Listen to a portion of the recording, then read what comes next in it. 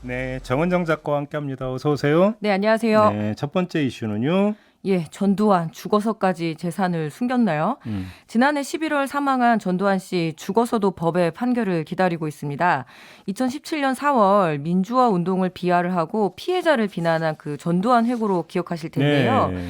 이 출판과 관련해서 5.18 단체가 저자인 그 전 씨와 발행인인 아들 전재국 씨를 상대로 제기한 손해배상 소송이 진행 중입니다. 네, 그렇죠. 예, 항소심 선고 기일이 오늘이었는데 하루 앞둔 어제 갑자기 미뤄졌어요. 네. 전두환 씨가 사망했으니 이 소송 당사자 신분을 가족이 인계를 받는 소송 수계 절차를 거쳐야 하는데요. 그런데 피고 전 씨 측이 애초 배우자인 이순자 씨에게만 유산을 상속하기로 했다가 손자 3명에게도 공동 상속하겠다는 바람에 소송 수계인이 정리가 되지 않은 겁니다. 네. 이 과정을 두고 5.18 단체는 전두환이 숨겨둔 재산이 있는 거 아니냐라는 의혹을 제기했는데요. 전 씨 측이 사망 이후 소송을 이어받는 절차를 수개월 동안 미뤄서 재판부의 지적을 이미 받은 바가 있고요.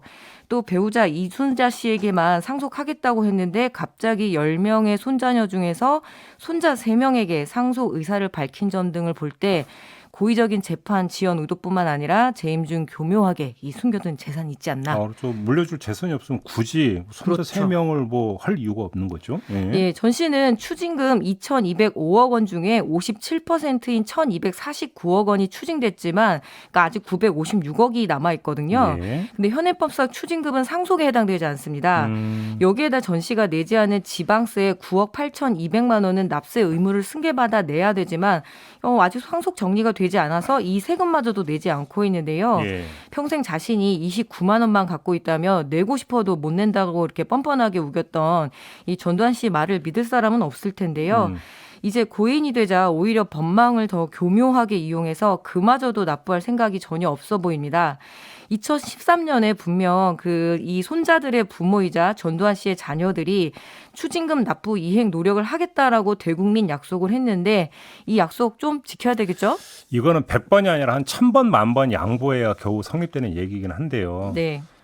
아무리 쿠데타로 집권한 대통령이라고 하지만 그래도 명색이 대통령을 지낸 사람이 다른 것도 아니고 세금을 안 내고 게다가 지방세를. 네. 이래 버리면 이 뭡니까 이게 도대체가. 네. 참 넘어가죠. 네. 두 번째는요.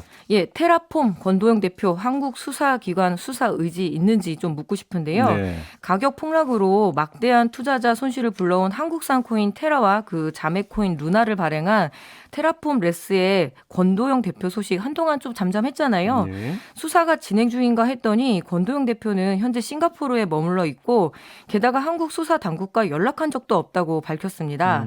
가상화폐 전문 미디어인 코이니지와의 인터뷰에서 한국으로 돌아올 계획은 없다고 밝히면서 그 이유를 수사관들과 연락한 적이 없다. 그들은 우리에게 어떠한 것에 대해서도 기소하지 않았다고 밝혀서 파장이 커질 것 같은데요. 네. 권 대표는 지난 5월 사기와 유사수신 행위법 위반 등 혐의로 고소 고발된 상태입니다. 검찰은 지난달 테라폼레스의 관계 법인들 관련 인물들의 자택 그리고 가상자산 거래소 7곳 등을 압수수색했습니다. 그리고 공동 창립자가 신현성 티몬 이사회 공동의장인데요. 네.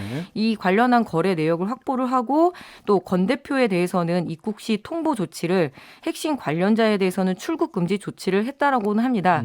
하지만 누가 더 발이 빨랐는지는 좀 전후 상황을 좀 봐야 될 것 같고요. 코인 폭락 전에 싱가포르로 가족들과 함께 거처를 옮겼는데 뭐 안전 때문이었다라고 이렇게 이야기를 하는데 권도영 대표는 때가 되면 수사에 협조를 할 거다라고 얘기를 했고요. 향후 징역이나 형사처벌 가능성을 묻는 말에는 인생은 길다라는 다소 선문답 같은 대답을 내놨더라고요. 그리고 자신은 사업에 실패를 한 거지 사기를 친 것은 아니다라고 이렇게 주장을 하고 있는데요. 권대영 대표는 자신이 비트코인을 비롯해서 가상화폐에 대한 믿음을 가지고 있었고 지금과 같은 폭락은 전혀 예상하지 못했다고 밝혔습니다. 이 폭락 전 루나의 시가총액이 무려 53조 7천억이거든요. 근데 이게 휴지 조각이 되면서 너무나 많은 투자자들이 피해를 입었는데 사건에 비해서는 후속 조치가 참 더딥니다. 근데 네. 본인도 뭐 한국에 자진해서 들어오겠다 이런 얘기는 일체 없는 거죠. 그렇죠. 네. 이게 핵심이겠죠. 뭐. 예, 얼마나 알겠습니다. 의지가 있느냐에 따라서 수사의 결과는 달라질 것 같습니다. 자, 마지막 이슈는요. 예, 맥주병 미담이 결국 악담으로 됐네요. 여기도 이슈에서 드물게 미담으로 전해드린 소식 중 하나가 지난 6월 29일 강원도 춘천에서 왜 쏟아진 맥주병 이야기 기억하시죠? 네. 이 맥주바스가 도로에 쏟아지자 시민들이 이렇게 나서서 이렇게 치웠고요. 그때도 우리가 유리 조각을 줍다 다치지 않아야 되고 또 차량이 오가는 도로이기 때문에 안전 확보가 중요합니다. 그리고 또 무엇보다 화물 적재를 안전하게 꼼꼼하게 해야 된다는 말씀을 전해드렸는데요. 결국 우려했던 사고가 춘천에서 또 났습니다. 지난 12일 춘천시 동면 만촌로를 지나던 이 주류 운반 트럭에서 수십 개의 맥주박스가 또 쏟아졌고 인근의 시민들이 또 나서서 1시간 만에 도로를 깨끗이 정리했다고 해요. 네. 아, 또 미담이 탄생하나 했더니 반전이 있었습니다.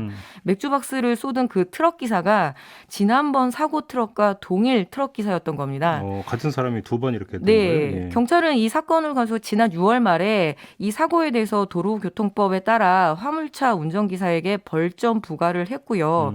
또 범칙금 처분을 내렸는데요. 또 무엇보다 이 화물차 윙 부분이라고 하거든요. 여기에 대해서 점검을 해라라고 한 그런 행정명령을 내렸는데 이번에도 이렇게 똑같은 사고가 난 거죠. 그리고 이번에 벌점을 받으며 운행에 지장이 있다라는 그런 이야기를 한 걸로 알려졌는데 시민들이 위협을 무릅쓰고 도운 건데 2달도 채 되지 않아서 이 똑같은 사고를 낸 것에 대해서는 변명의 여지가 없어 보이고요. 화물차 안전적재, 안전운전 아무리 강조해도 지나치지 않을 겁니다. 이 팜스프링이라고 해서 갑자기 튀어나와서 굉장히 인사사고까지 연결되는 경우도 있거든요. 그래서 이번에 또 이 화물차 안전 문제 좀 꼭 점검했으면 좋겠습니다. 좀 무신경했다. 네. 좀 어떤 주의를 기울였었는데 전혀 그러지 못했다. 이런 네. 이야기가 되는 거네요. 알겠습니다. 자, 여기도 이슈 이렇게 마무리하겠습니다. 정은정 작가와 함께했습니다. 고맙습니다. 네, 고맙습니다.